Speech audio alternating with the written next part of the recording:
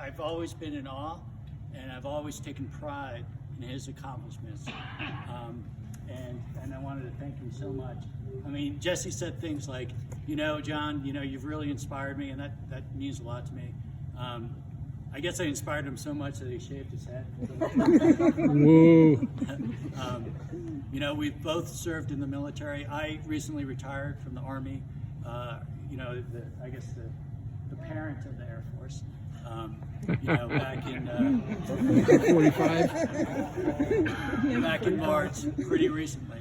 So yeah, it means a lot to me, Jesse. So thank you, and it's good to see my sisters, my nieces, my nephew, and the rest, and Jim, and the rest of the family, and beautiful Anna.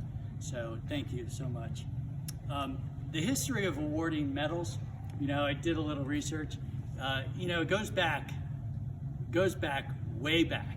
To the days of you have the war chieftains, giving out armbands, treasure to their most prized warriors, right? To say, hey, you showed courage, you showed bravery.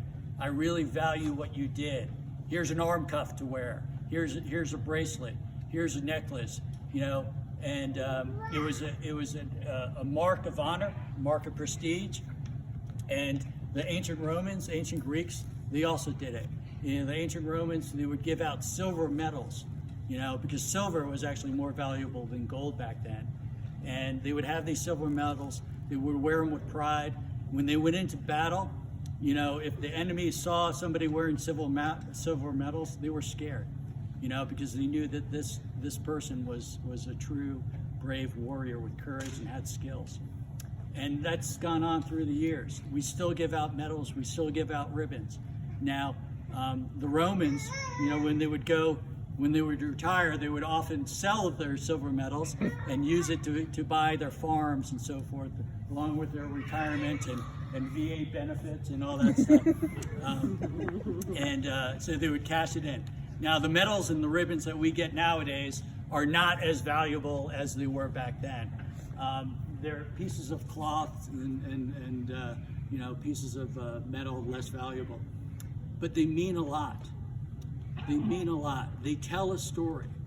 For those who are in the military or civilians working for the military, family members, friends who know what those ribbons mean, they tell a story of a person's career.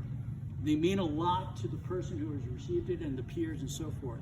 They tell a story of the tough times, the people that you met, the trials, the tribulations, sometimes the people that you have lost.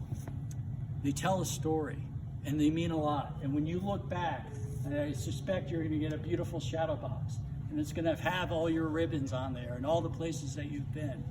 And you're going to remember, I did that. I earned that.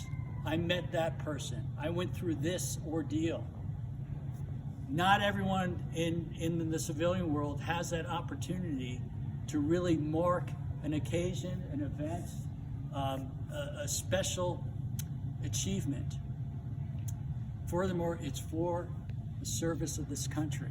I mean, when you look at what he has done, I mean, when you see on the headlines, sometimes we just caught or we just killed al-Baghdadi. You probably read about that. You read about bin Laden. You read about the strategic and tactical achievements that we've made in Afghanistan, in Libya, in Syria, in Iraq. Okay, you may not hear about the importance of what these guys are doing, what Jesse has been doing. I got to tell you, when I was thinking about it, looking back at 75 years of Pax Americana, right? What do we have to owe for that? It's our strategic weapon systems.